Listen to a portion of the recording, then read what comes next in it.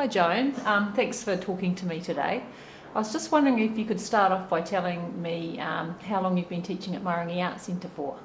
Well, and when the centre opened in '91, the manager then asked me if I'd take the printmaking class because she was a printmaker. So I started the printmaking class, and that was in '91, so that's 20 years ago, which is a long time, so I'm still part of the scenery now. And so we gradually built it up. We got a press, and we started off in the big studio. Then we moved down to what's now the pottery room. That was pretty appalling for a long time. And then the new studio was built, and now it's been fantastic. So that was 19 years I did that, and I decided then that was probably enough. It's time for somebody else.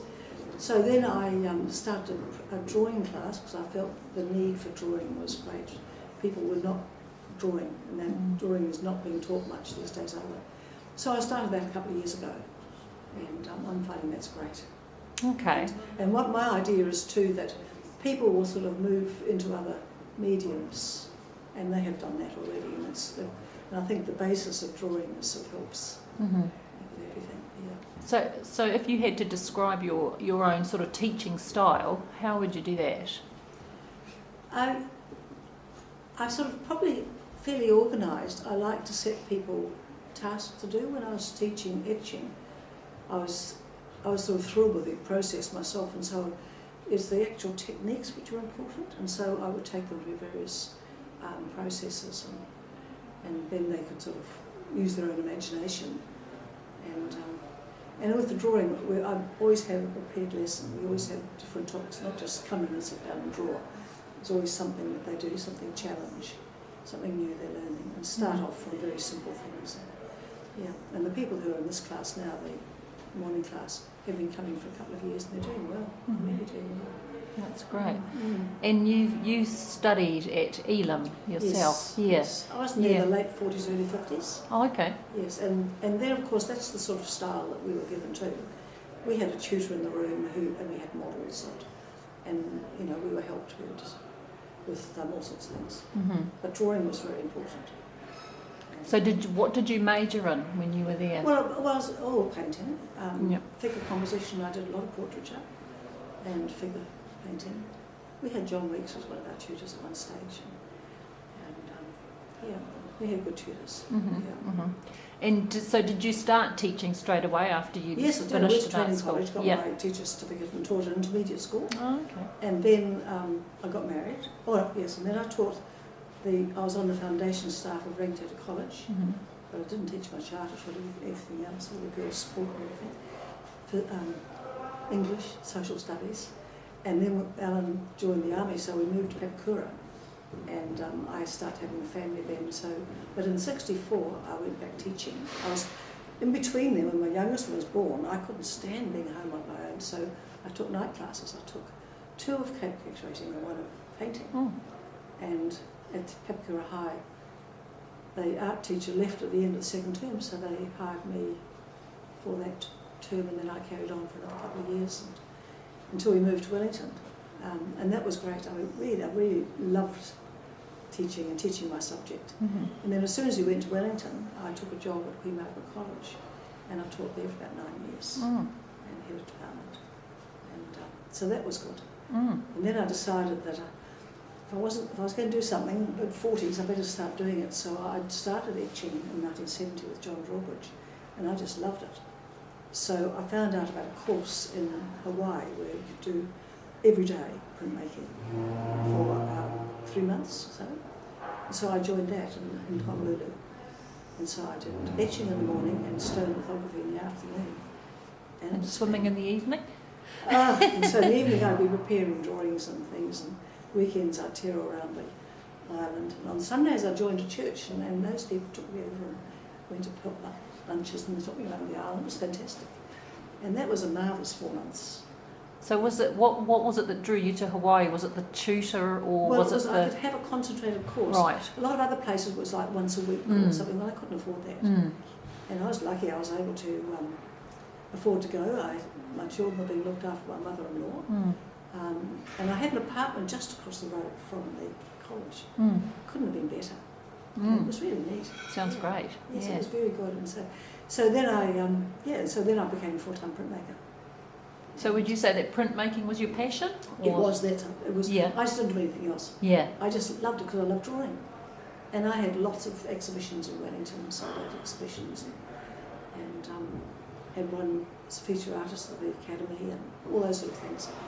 And then we moved to Auckland, and I still was a major printmaker until this job came up in '91. And that's why I taught to teach printmaking, because I just loved it so much. I wanted to spread it because I could see that the computer was going to eat into hand printmaking, and those methods are so beautiful. Yeah. But so the two things go together. And I noticed that teaching printmaking, a lot of people didn't know how to draw, and that was a great handicap. But they were starting to copy photographs and things like that, and I wasn't happy about that. And I tried to teach. We were doing equitant, you've got to know about time, and for them it was like a foreign language for a lot of people. Some people were good, they picked it up, a lot of people didn't. And so I thought, well, really I have to start teaching a class where I'm actually teaching this, because in other classes, there's so many, people want to go and do a painting, they don't want to go to basics and learn basics. And so this is a class where I can get people to draw a bit of paper. Or a tin. And so lots of them go on to do your class, and then they'll go on and do that's a the idea painting class. Or well, I mean, I love the ones that stay, and I mean, I can do all sorts of things with them. Yeah. But I mean, that's the idea. If they want to develop into another medium, they've got a bit of foundation, so it's something else to help them. I suppose the ideal would be to be drawing and painting all the time, like if you know, rather than one or the other. You should have a sketchbook and you should be doing it every day, but he does. Yeah. And he just loves it in a way. So the work behind you is portraits. Yes, well, I've been doing oil. this last year, and beginning of this year, I decided I like painting portraits, and I found there was somebody very good in Takapuna, Jim Auckland, and he was holding a class, and he's a magnificent portraitist. So I went for a couple of terms with him, and I was working from photographs with my grandchildren. I did 3 of them, and then he started off this session on a Saturday afternoon where he would hire a model, and we'd have 4 hours of painting, and so those were done during that time. And that's a real challenge, 4 hours to finish painting. But it was it's great. I loved it. Yeah, and I'll continue doing it. Yeah. So what artists have been an influence on you? Well, let me think.